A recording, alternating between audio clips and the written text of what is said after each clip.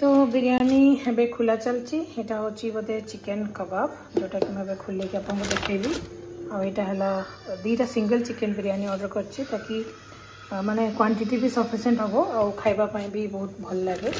एटा होची this is रायता ना एटा gravy एटा भी दीटा ग्रेवी एंड दीटा बिरयानी रायता या से तो रायता जिते भी देइतले ना मो एक्स्ट्रा दही रो मो रायता बनाए कारण मत टे रायता बहुत ही पसंद।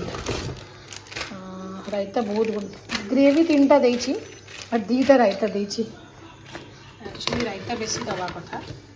एटा गोटे बिरयानी प्रदीप आसले से खाइबे आठी मु अनियन टिके काटिके रखी तो ताको लेंबू कंचा लंका देकी सालाड बनैबी। तो चलते खोलिक देखा केमती एक्जाक्टली तार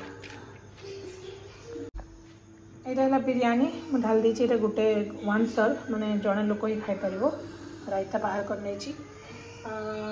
चिकेन टिक्काटा एक्चुअली कॉस्टली थिला बहुत बट क्वांटिटी मत लगुच बेसी हबार थिला बट 2 जन चलो जो हिसाब से पैसा नहीं से हिसाब से टिके बेसी क्वांटिटी देते भल होता।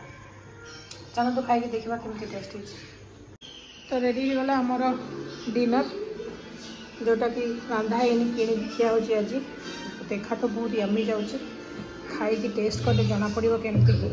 चलो ताले स्टार्ट करिया।